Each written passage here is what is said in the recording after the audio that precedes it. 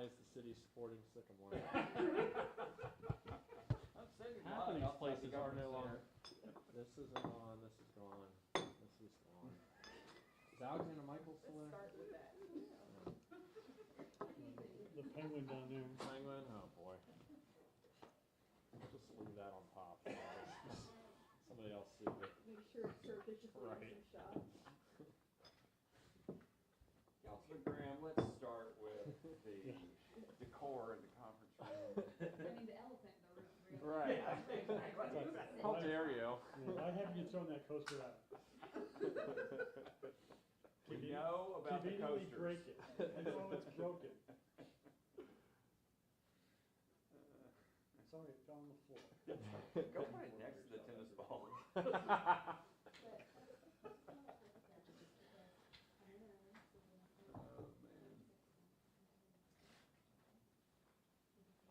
man.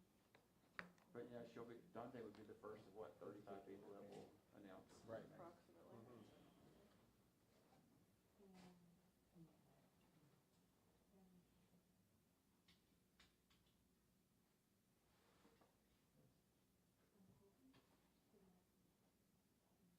It's a little distraction from Watley Cooper.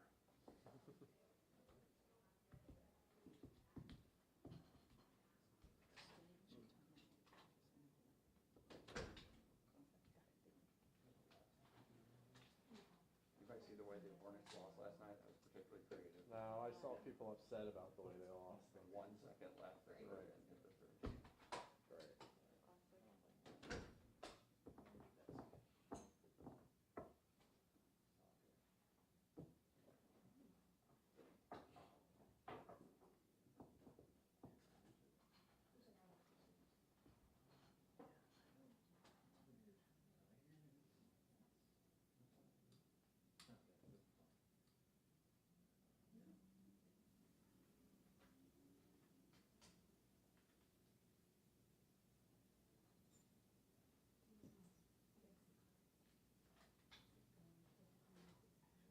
By the way, why do you think that meeting was so packed last night?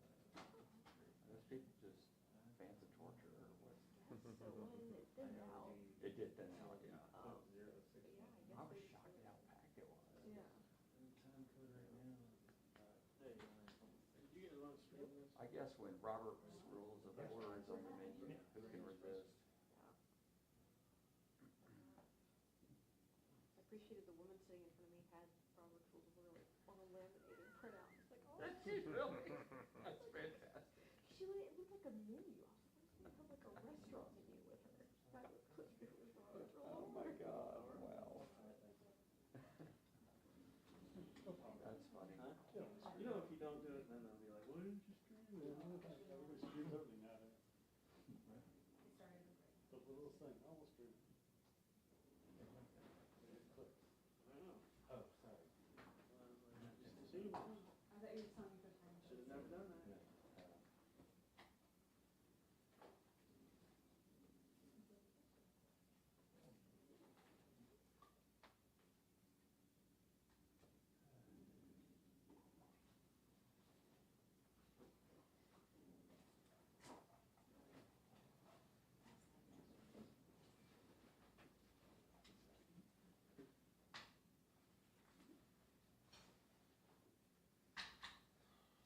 Kids flown the nest again. One is flying the coop this morning back to Raleigh, and my second one is going back to the Bayou on Saturday. Is this critical? We will reclaim No, I our think home. is that plugged in? Going to that. It hasn't I been think that's pretty. plugged in. You need it on that. Yeah, thank you. I do miss Christmas break in college. Oh my God, I It was know. blissful. I'm so bitter. Even this old, I still get, I'm just like, No responsibility. it's great.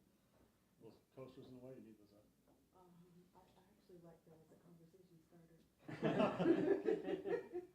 Yeah, they've been killing us because, like, you know, they roll in at 11:45 or whatever. And there's ice cream and that. It's just like, it's just, I can't. They gotta go back.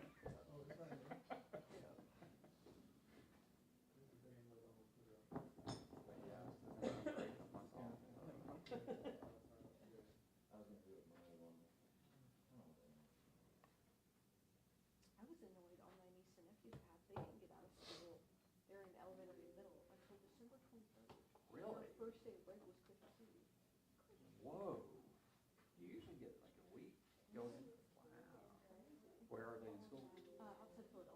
Okay. Guys rolling this past, Yeah, that's rough. because I got up there on like the 22nd. Mm. It's Oh my just God, yeah. Any snow while you were in the northern? Very good. So thankfully my flight was coming, like the plane was coming from Charlotte. It was coming back, so it wasn't Okay. posted, but Okay. no, it was a lot of weather. The day I was leaving, so I was nervous, but You ready? it worked out. Okay. My nephew is officially taller than me, Oh, which is wow. not fun. but- How old? 13. Oh, wow, yeah. No, Okay. that's okay. It was supposed to be painful. Yeah, that's rough. Yeah. That's rough. It used to fit right here. It is scary. Yeah. How fast? Well, it's fun. So you get to go back to Raleigh, not Rylea.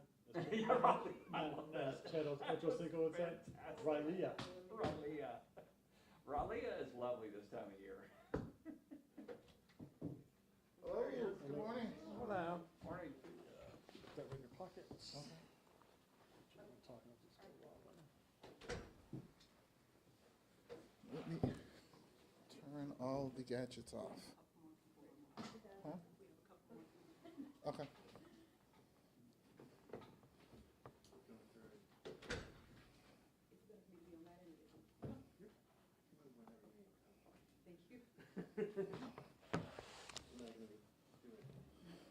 How's everybody doing? Good, how are you? How are you? A couple more of your colleagues are coming up, so we'll pause and give them an opportunity to join us. Everybody had a good holiday, Christmas, Way too fast. Hanukkah, New Year's, all that kind of stuff. Kwanzaa. Kwanzaa is, it's a thing, it's a real thing, right? And so, yeah, so I had a pretty interesting one as well. I didn't do a whole much. I went down to Atlanta and visited my daughter who lives there, Oh, yeah? 2 grandkids. And so my youngest daughter also met us there. Courtney's expecting again. Wow. And so I'll be a grandfather times 2 in June. So she was surprised too. To the optimal word, right? Wow. In June. So we had a great holiday season, great blessings, and just kind of. That's exciting. This is for her, yes. Yeah, I'm pretty sure. So I will. It's a boy and a girl, and so I will be a grandfather of 4 Oh, come June, my goodness. which is yes. I said the same thing. You're gonna be going up and down 85 a lot. Kim will be going up Or, and yeah, down yeah. 85 a lot, and I just get better toys, right? So I got a train set, I got me a slot car set, right? I just get better toys, right? Very nice. For sure. Brian's here, we can start. You can take a couple pictures. Okay.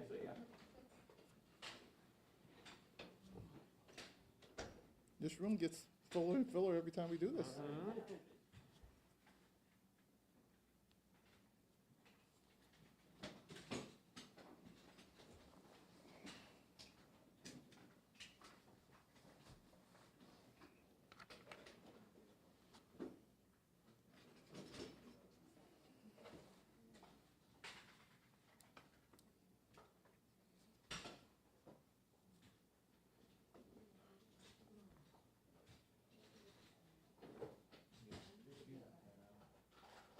And you can get up and move around if you want to.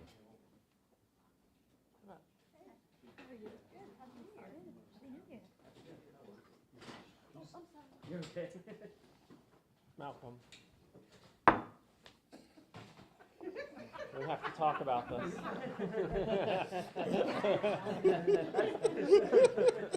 Room full of quarters. Those are the first 10 questions. I Number know one, how nothing, dare I you. know nothing. Sergeant Carter, right? Yeah, unfortunate. Yeah.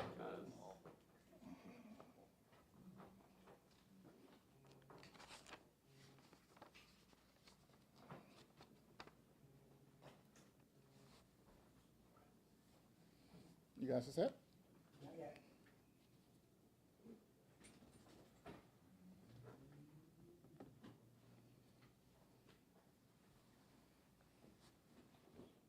Has to be a slow news day, right? Let's see what Malcolm's talking about.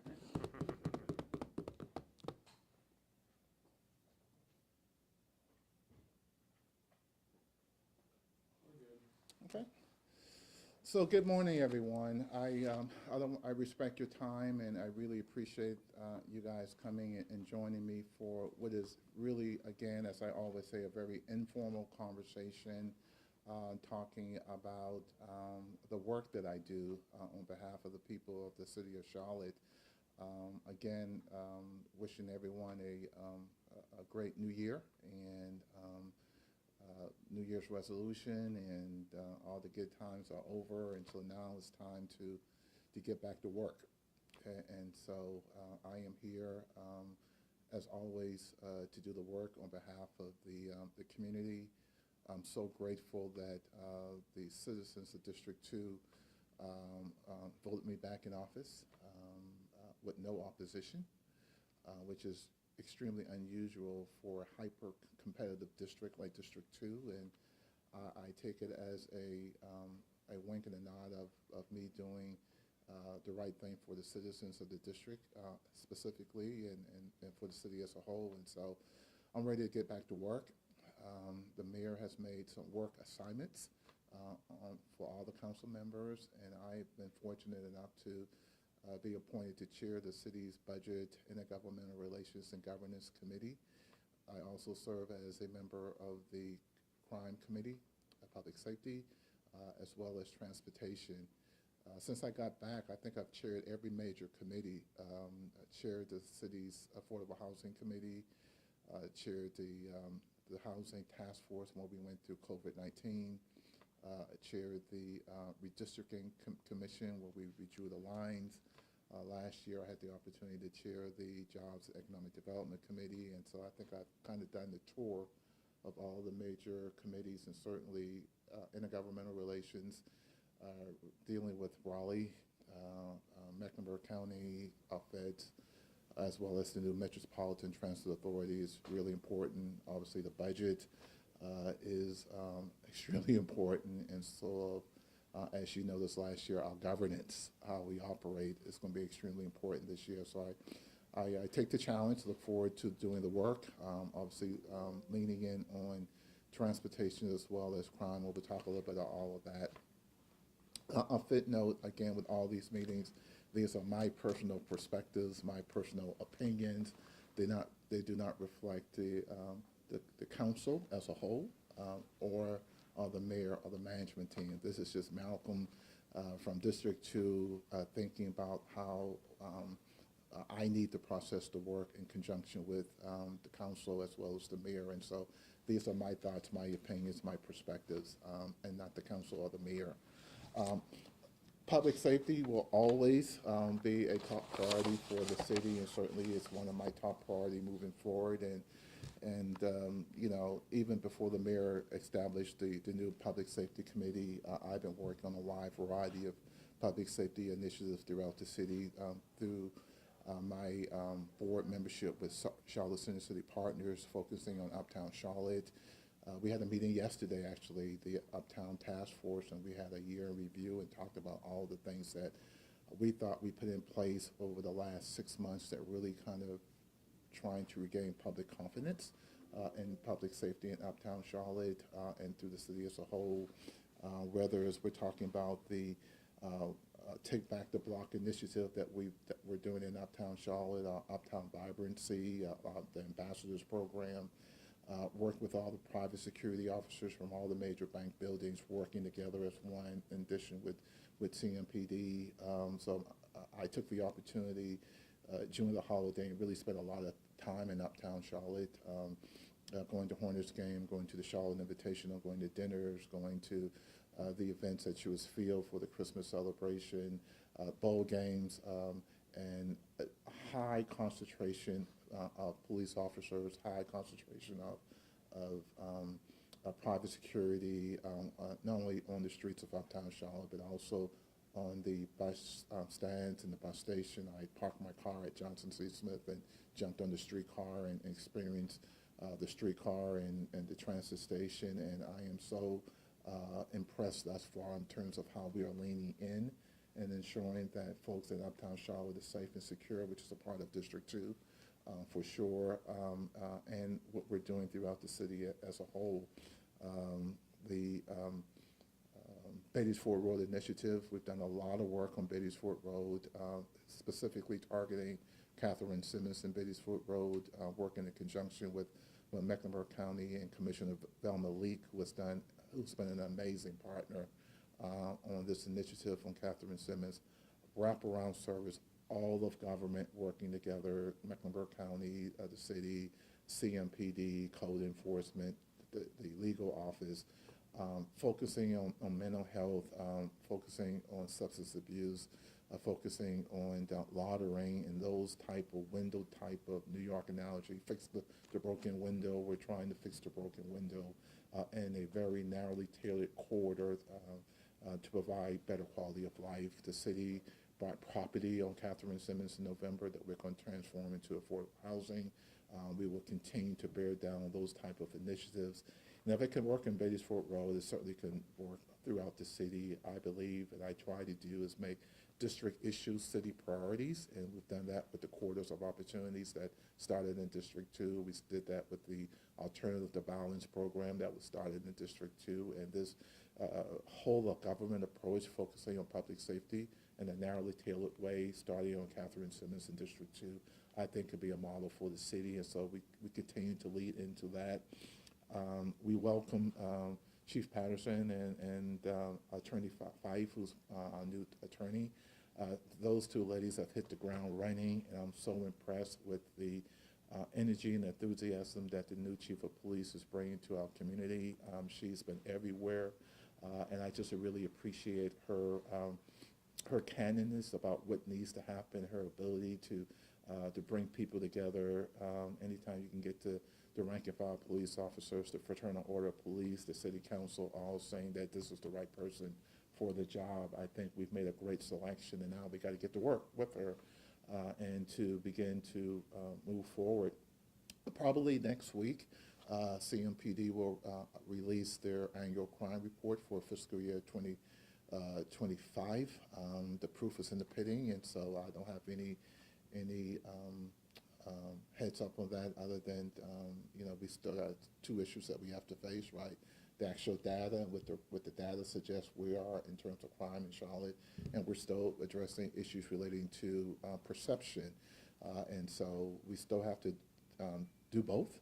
And so next week, hopefully, we will kind of see what the score is and how do we leverage whatever the report says to really focusing on being a lot more assertive. I want to be a lot more assertive. And, the first murder of the year occurred last week in District 2, and one of the stations, I think it was Channel 36, interviewed a resident, and the resident said, you need to be a lot more assertive. If you do the crime, you got to do the time, right? And I want this council, from my perspective, to be a lot more assertive in terms of loitering, panhandling, those type of issues that really impact the quality of life, the perception of crime in our community.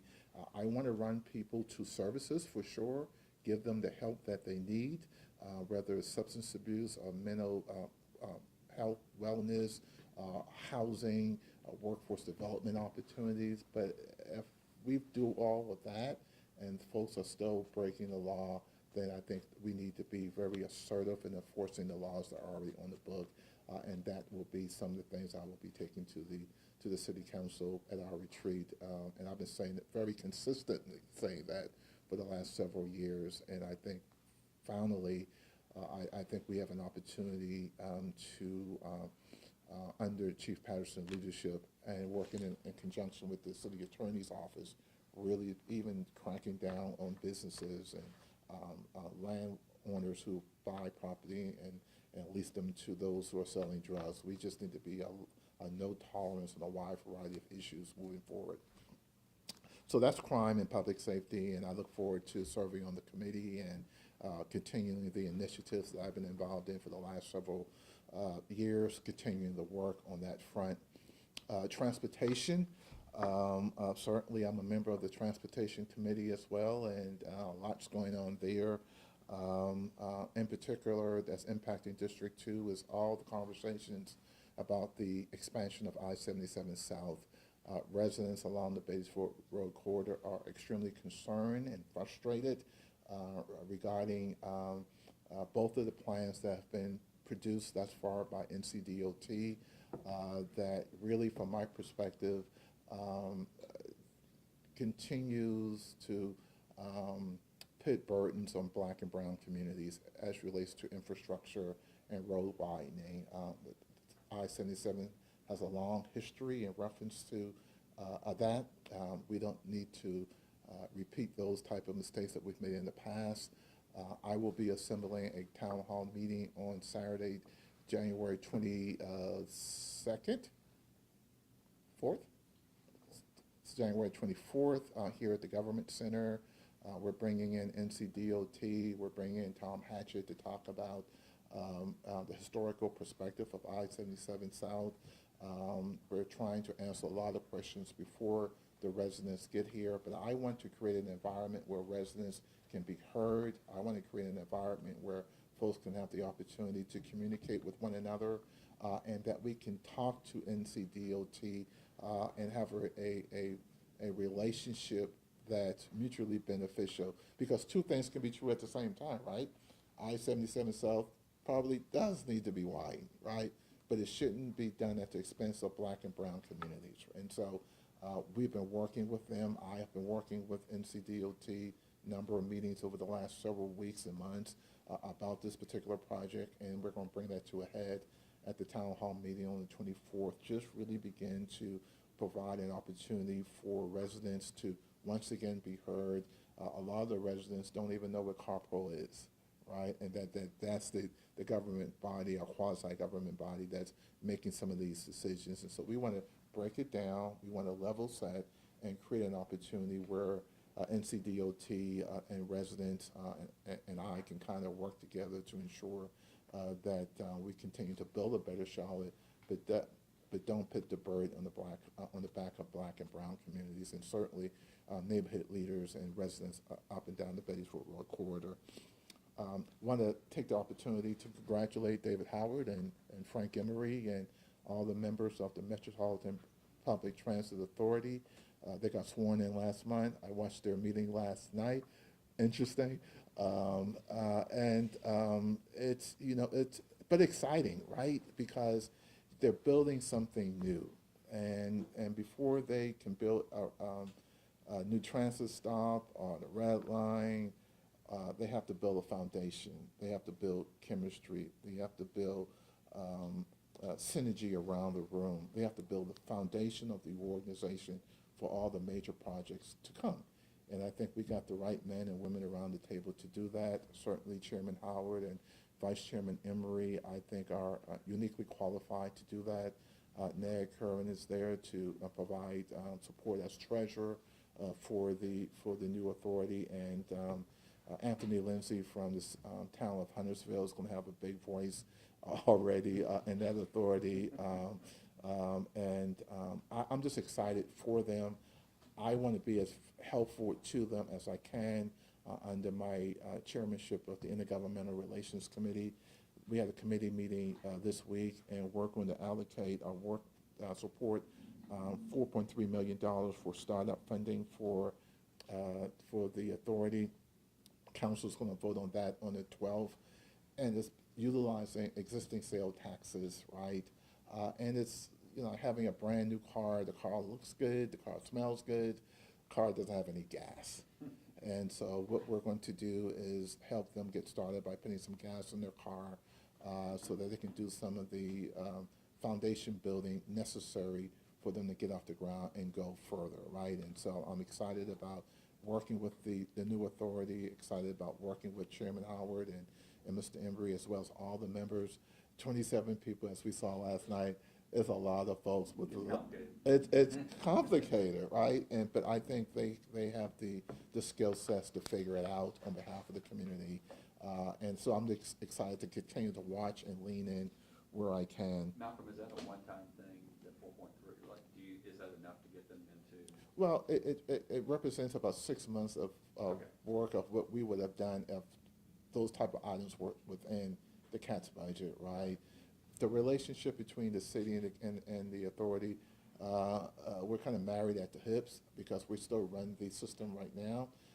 We will be working on a gradual transfer of authority from the city to the authority, personnel, human resources, assets, liabilities, all those type of stuff. So I would suspect that there'll be a number of interlocal agreements coming between the city and the authority over the next several months and maybe years. Obviously, that's a relationship and a partnership that we value. And so I think we should be as helpful as we can to get them off the ground. And so, yeah, it's going to be an interesting relationship, but I think one that we can certainly should lean into. Of course, the authority does not do the road construction. That's done by the city, and so we look forward to identifying all those strategic areas in District 2 that needs road funding. Certainly the Mountain Island Lake area is one of particular importance to me. The Transportation Committee will, I think, be handling that aspect of it, while the intergovernmental relations will be doing the assets transfer, personnel, the relationship. That's how I see it in my mind. Maybe the 15th floor may see it differently, but I think that's the division of work for both of the committees, but certainly everyone's going to be down into that. And it's a partnership, right? It's a partnership between the city and the authority, and a lot of work needs to happen. But the journey of 1,000 miles starts with the first step, and the first step is getting them seated. They're seated. Second step is making sure they got gas in the car, they can go a ways, and then the hard work is on the shoulders of Mr. Howard and Mr. Emery and the authority of putting the puzzle together, right? Building the foundation, as I said earlier, creating the corporate chemistry for all the construction to follow. And so I'm excited to be working with them, and I'll be following that. Growth and development, we talked a little bit about that. Charlotte, again, depending who you talk to, 150, 160, 170 people move to the city of Charlotte and the region every day. We're a growing city, a growing region. I like growth. I like controlled growth. Although there are some pockets in the community that we really need to focus on. Steel Creek is one of them. Mountain Island Lake is another. Both of those have two things in common: state roads as well as city roads, and how they kind of work the magic to make that happen. But hopefully the road money that we receive will help us to lean in and try to identify problems that we can fix through our strategic area plans, and that through our area plans. And we've done a lot of work over the last 3 years, starting with the 2040 comprehensive plan. Then we approved the UDO. Now we're doing the area plans. There are other plans to follow. And so, again, we are managing the growth. We acknowledge the growth. I am pro-growth, pro-development, as long as it's balanced, right? I think that's for sure, and that we have the policies in place to support it. And with our strategic area plans, the comprehensive plan, the UDO, rewriting. The UDO was a rewritten of a plan that was like 40 years old, and so we're learning as we go. We're making adjustments to these plans as we go, but I think the residents should feel certain that we are focused on the growth. We're managing the growth. We're focusing also on our corridors of opportunities to make sure that people are a part of the change and not victims of it, putting policies and programs in place to ensure that we're lifting everybody's boat at the same time. And I think it's complicated, but I think we have taken several really good steps forward that demonstrates that we acknowledge that Charlotte is one of the fastest growing cities in the country. And so growth and development is really important. In the governmental relations and the budget, so budget season starts now. And I'm not a finance guy, I'm not a CPA, so I'll be leaning on some of my colleagues for sure, but I've obviously dealt with budgets at the state level as well as the local level for decades, right? Our budget cycle will be challenging at best. No prediction about what's going to happen. We're going to follow the manager's lead as he presents the budget. Council have already gotten our schedule for our budget workshops. So we do our budgets through the budget as a whole. All the council members, not just the committee members, will be working on and receiving input within the budget. Obviously, public safety is a major driver of our budget, and I suspect that I will, as well as other council members, let me speak for myself, I will be looking at the budget line item related to public safety to see what more can we do. Part of what I think is working for us on Catherine Simmons and Betty's Ford Road is the collaboration and the relationship that we're having with the county, that we're buying property, right? We're buying the block. We're working with nonprofit organizations on the ground, Hearts for the Invisible, Block Love Charlotte, Just Do It movement. These folks are out there on the street when we are all asleep, working with some of our homeless population, driving them to resources and services. And so I want to be able to help them and maybe find a way for them to be strategic partners of the city in some of these work that we're doing, right? And fund them at a level that gives them, again, more gas in their car so they can do more for us on the level setting. Because if we're going to have this type of enforcement that I believe that needs to happen, we need to make sure that we run people to services first, to help first, right? And give them an opportunity to help themselves. And so I'm looking at the budget from a public safety perspective. Obviously, Chief Patterson will be making her request. The council has never, even under her predecessor, said no to things that the CMPD has wanted. Sometimes we gave them things that they didn't want, right? And that's a whole nother story that you guys already covered. But the bottom line is that we're going to be really thoughtful about how we interface with the budget. Many of you know that I've served for 10 years in the North Carolina State Senate, and I was a congressional candidate, and so part of the work of the committee is working with our federal agenda, our local legislative request to the General Assembly. I think I'm uniquely qualified to have some of those conversations. I served with Senator Berger for 10 years. He's still there. And so we have a relationship. We agree that we disagree from time to time, but once the gavel sounded, he's a pretty nice guy. And so we'll try to have a relationship that's meaningful on our federal legislation, obviously working with Congressman Adams and helping us get the things that we need from the federal government. That's a complicated relationship now too. Certainly the state delegation will be, from my perspective, heavily focused on public safety initiatives. Part of the meeting we had yesterday, I talked specifically about making sure that maybe the city, the county, and the alliance, all our legislative agendas kind of look and sound the same. The old saying, one band, one sound, that we're all asking for the same thing. And it's the same things we've been asking for decades. More support for our judicial system, more DAs, more public defenders, better technology in the courtroom, maybe tight courts.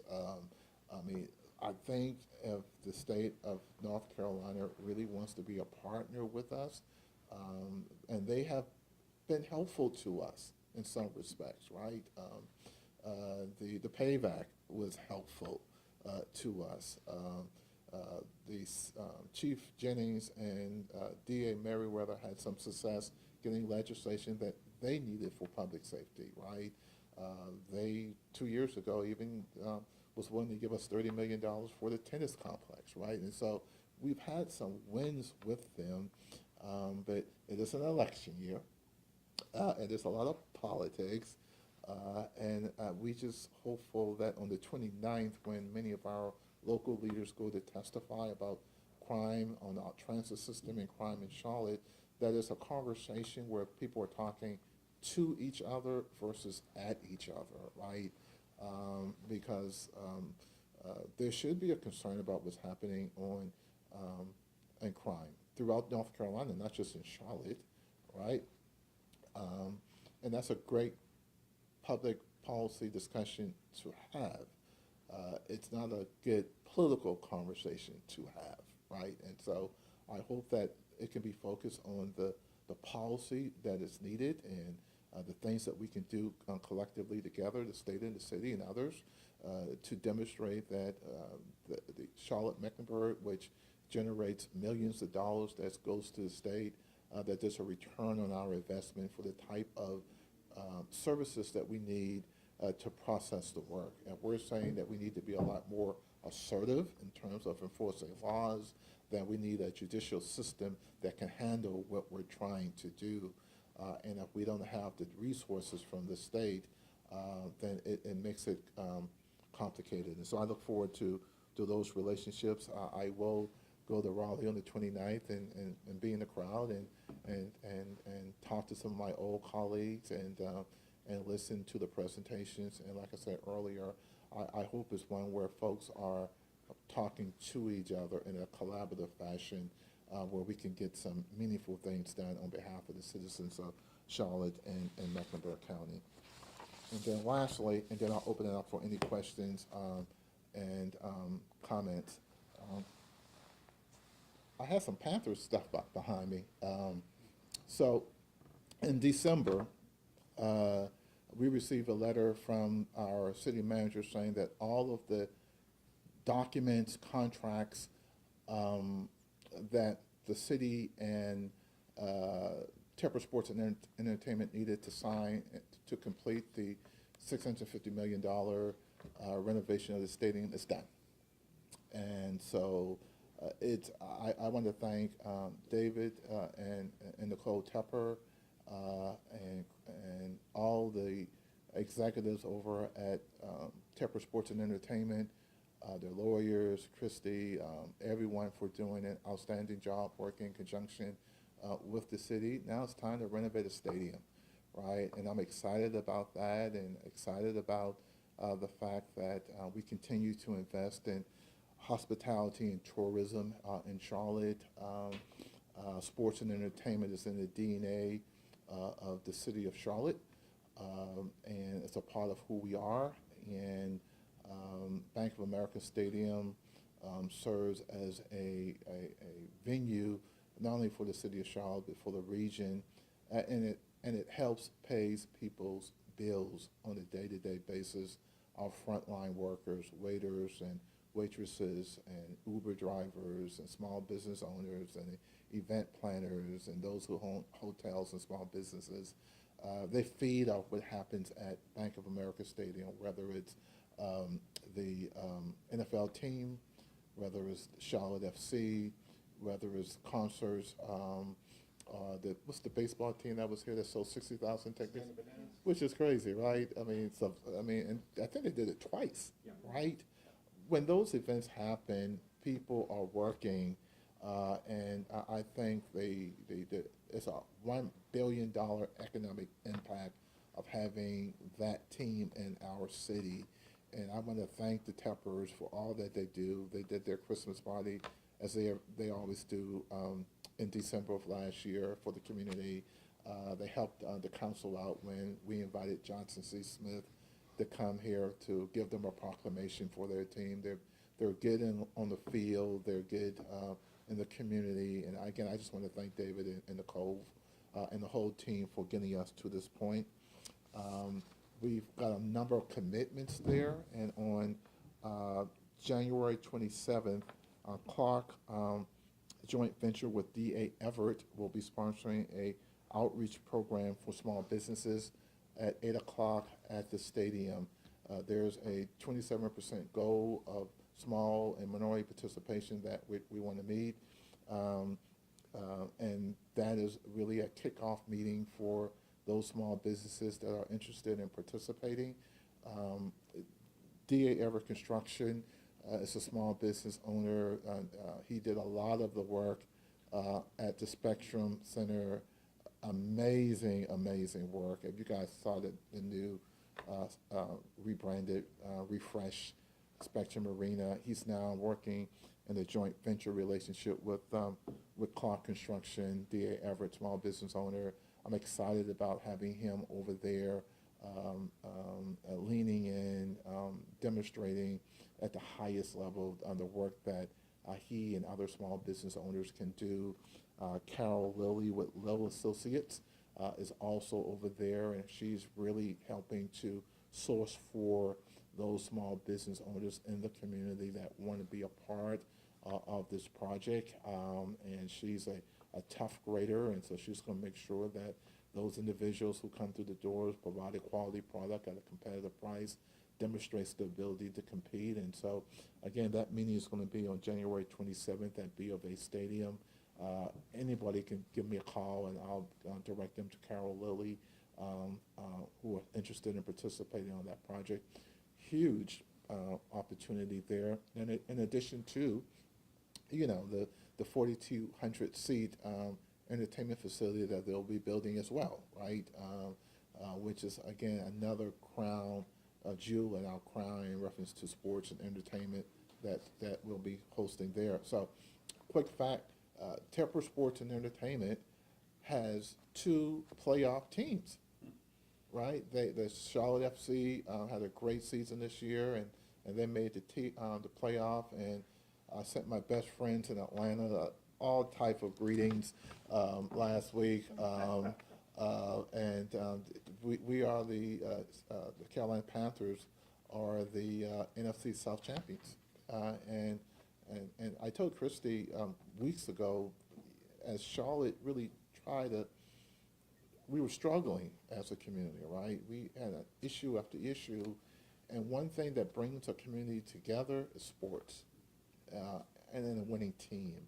And I think you will see a unified community this coming Saturday, bringing us together as one, starting the new year off right. Obviously, Charlotte is an amazing city. Just like others, we have our warts that we have to figure out, but we only can figure it out if we're all together. And so again, I want to thank again the Teppers for really leaning in and helping bring this community together through sports. I think that's really important. The same way that the Johnson C. Smith University football team brought Beatties Ford Road together around a winning team. Winning brings people together, and so I'm so excited about the team. And it's another payday for our frontline workers. But for this playoff game on Saturday, a lot of people wouldn't be working Saturday. Is it night game? 4:30. Yeah, they won't be working at Saturday, and so they'll be working in preparation Friday. Then they'll be working Saturday, and again, all those workers I described earlier feeds off the team, and so we're really excited about that for sure. Sports and entertainment, Charlotte Invitational Tennis in December. Over 14,000 attended to see Venus Williams and Taylor Fritz, Madison Keys. You guys should have been there. I was playing with Taylor and Madison, and last month this time they were playing with me. Now they're in Australia. What a letdown for them, right? But again, it goes to sports and entertainment in Charlotte, getting people to work, and I am not done trying to bring professional tennis to Charlotte, and that's something I'm really working on. A number of meetings have already been had internally, and either we can do it or we can't. I think we can, and I'll be leaning in, talking about a wide variety of opportunities for our city around that, wide variety of opportunities at Bojangles Arena itself. I think we need to renovate that facility. It's a major driver for events coming through there. the Battle of the Bands will be there on the 24th of January. Yet another example of how that facility is being utilized. The new Women's Basketball League, they will be starting up playing their games, the Charlotte franchise, in March at Bojangles. And so, again, we're a banking town, we're a logistic town, but we certainly now, after COVID, have really pivoted to be a Thursday through Sunday town based on sports and entertainment. And with that, I will pause and answer any questions that you may have. I am not afraid to say I don't know, right? I will tell you what I know and what I don't know.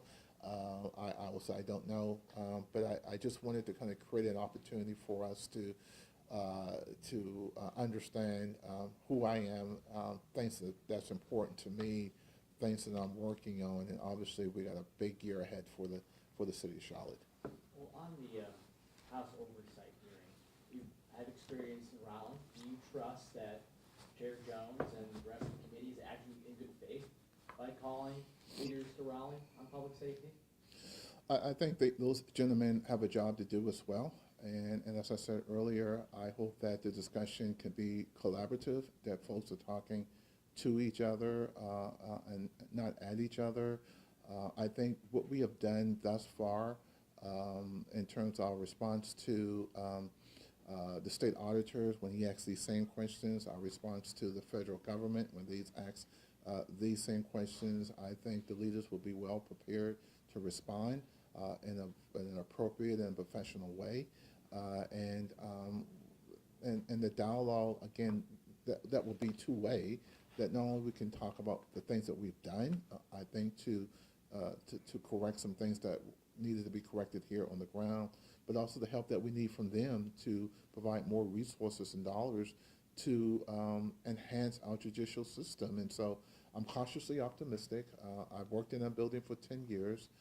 I'm not going to cast doubt on their intentions. It is a political season, I acknowledge that. And we all understand and realize what's happening at the federal level, at the state level. There's a federal election on the ballot for U.S. Senate. Everyone's out for re-election in the General Assembly. And so I just hope that we can keep the conversation on the policy and the resources needed because the relationship between the city and the state is mutually beneficial.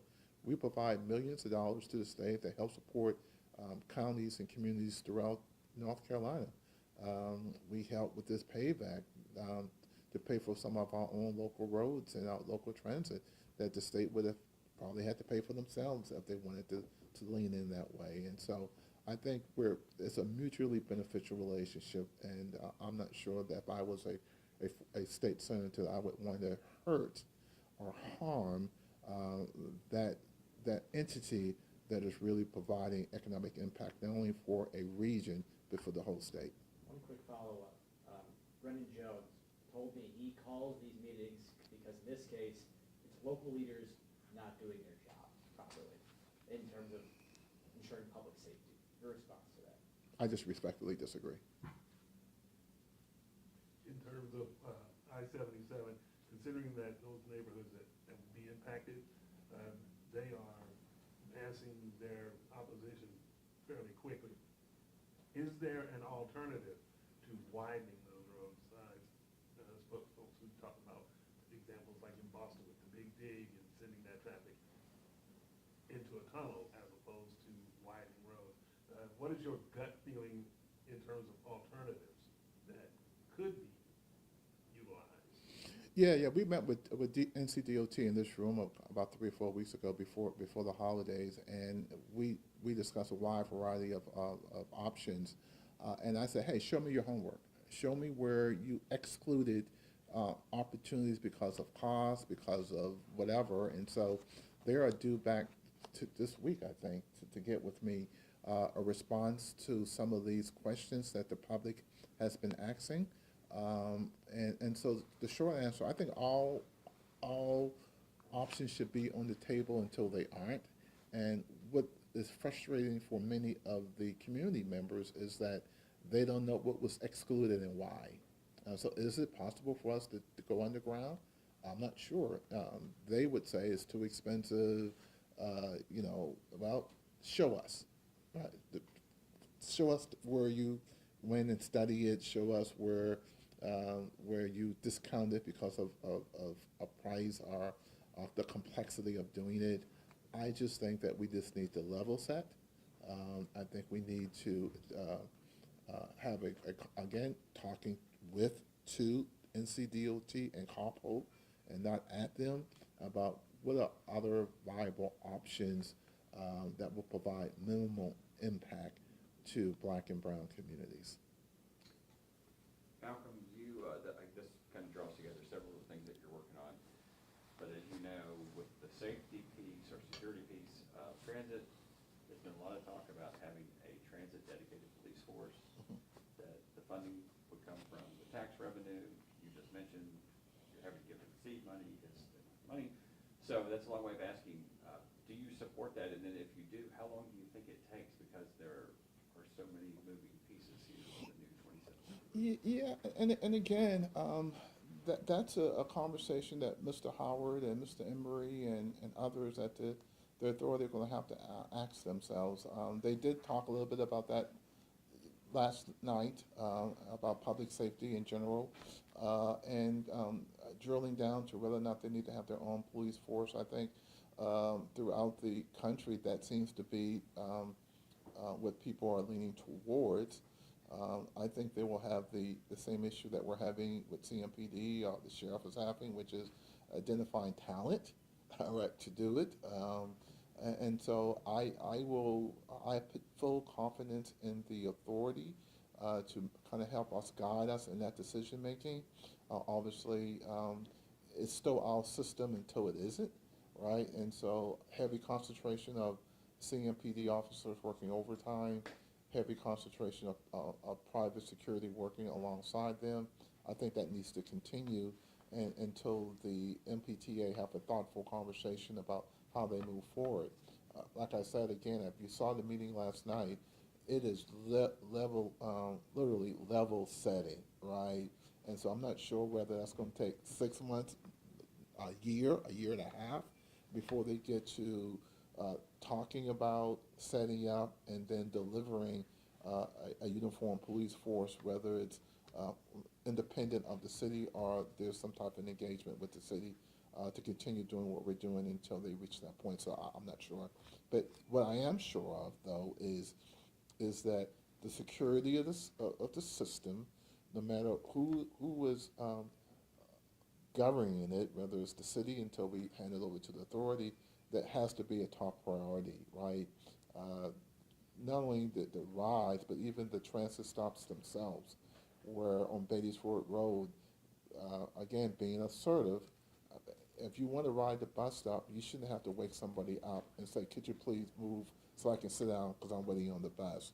Or the bus shelter shouldn't be utilized as a bathroom, right? And so we have to be policing it from those who actually ride, those who are employed, the employees, from the bus station to the train to the buses and to the bus stop, that public safety and enforcement has to be a top priority. Councilmember Dante Anderson is teasing an announcement tomorrow. Mm-hmm. Do you have any understanding what the announcement is? No.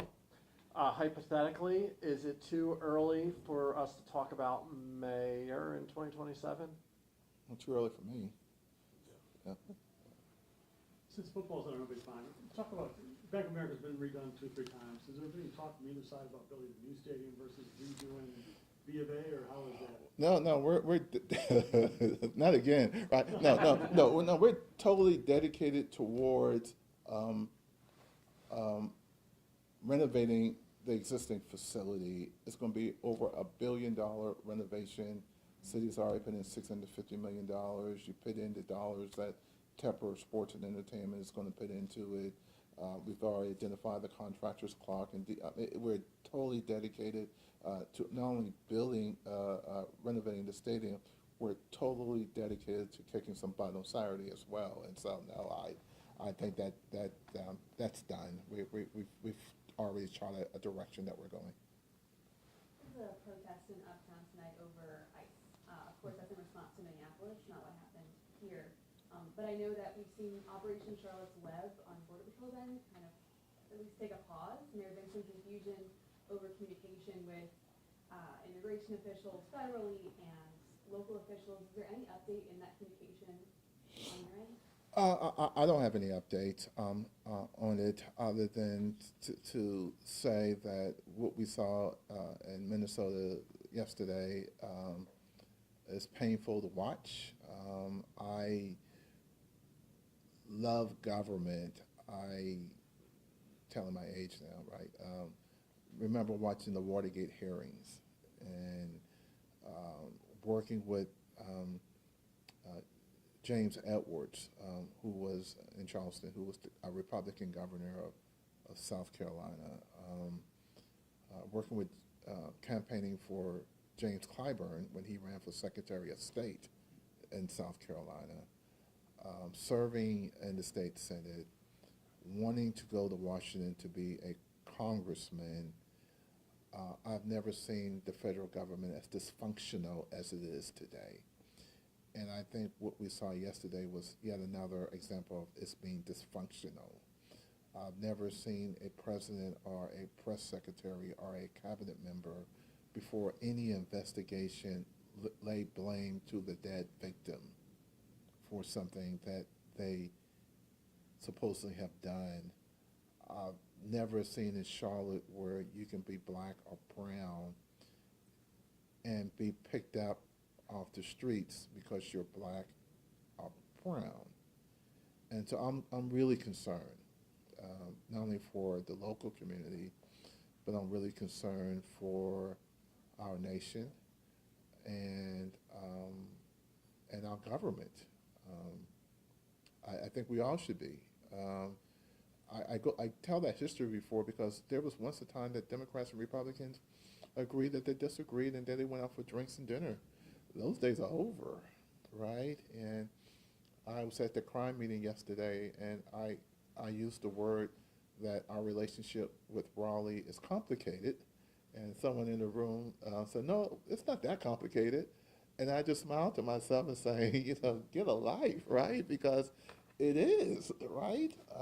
And so I think as Americans, voting matters.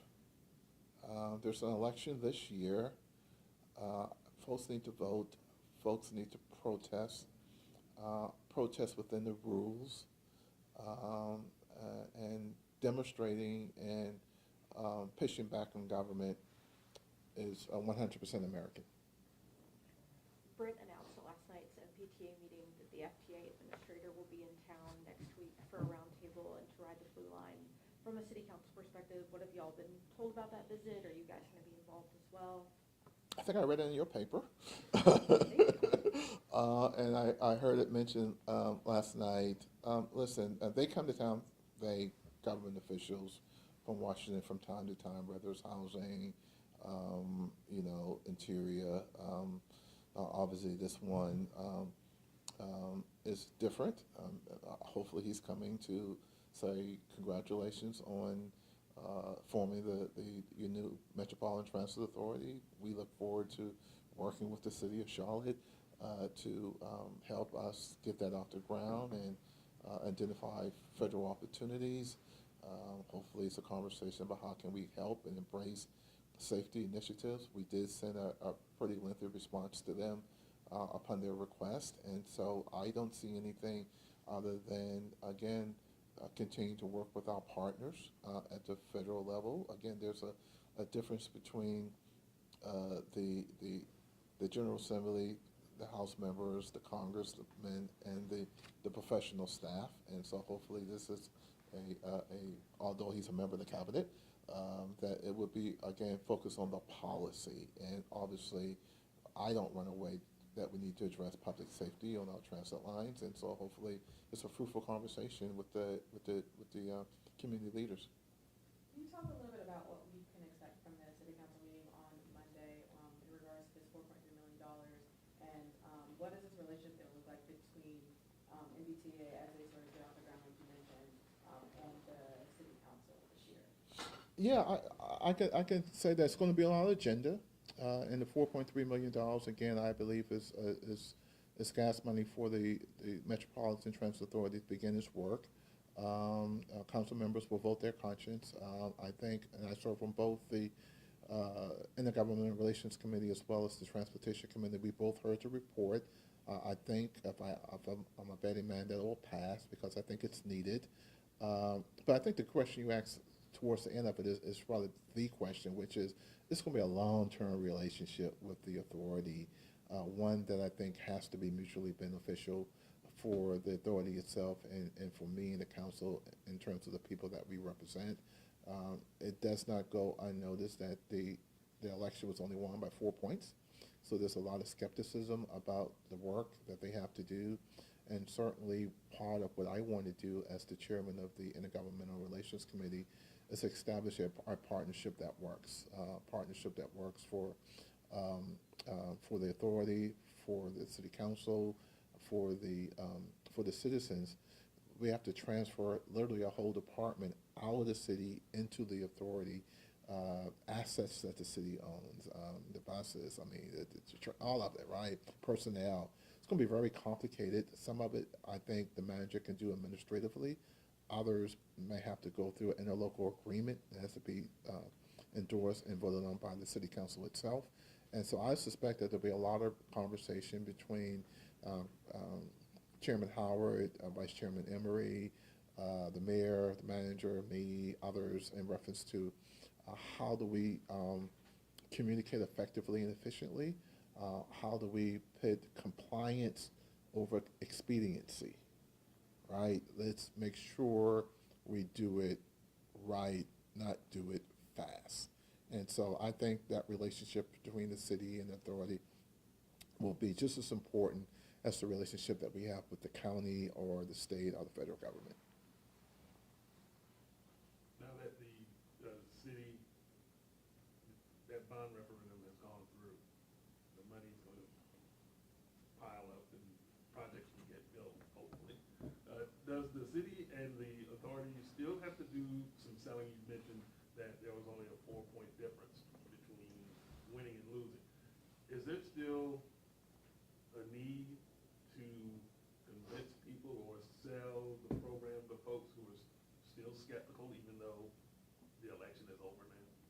I think you can convince people by delivering on the results, right? And you continue to have conversations about, because again, it's not like we're starting a new service. The service is operating now. Is who's going to be doing the day-to-day? And so even today, before anything is transferred to the authority, we still have to make sure that people feel safe and secure on the train, on the bus, or at the bus stop. We have to make sure that the bus and the train comes in on time. We have to make sure that workers who work for CATS continue to feel safe at work, right? So all those things we have to continue to do so we continue to build public confidence in the system itself. And so, again, I think, just by doing this work for a while now, the first 18 months of the authority literally is going to be foundation building, right? Figuring things out. I think they figured it out that this is going to be a lot more complicated than they thought, especially when you got 27 people around the room. But I'm convinced, though, that we got the right 27, and I'm convinced that if they put compliance over expediency, and that they share the responsibility among themselves, that they build trust within the room, that they build trust with the city council, and more importantly, if they build trust in the community, that they can be successful. So what about Cam coming back to kick off the game tomorrow? You're a big fan. Big Panther fan. I have some stuff up there for you guys to shoot from, some Panther paraphernalia. I got my hat and everything. Yeah, again, I'm just, again, sports and entertainment, right? All that brings people together, right? And obviously, Mr. Newton is from a day that that we were having a lot of community unity, right? Super Bowls and championships, and people were excited. When we went to the Super Bowl that year, it was amazing.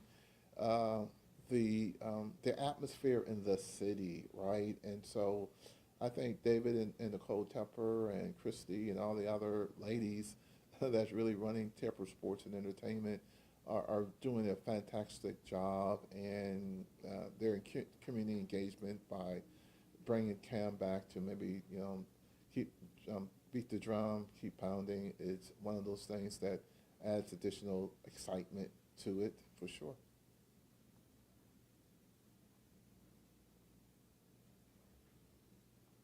Well, thank you. Thank you. Thanks, everybody. I really appreciate it. Every Thursday, sound good? Every Thursday? Every Thursday.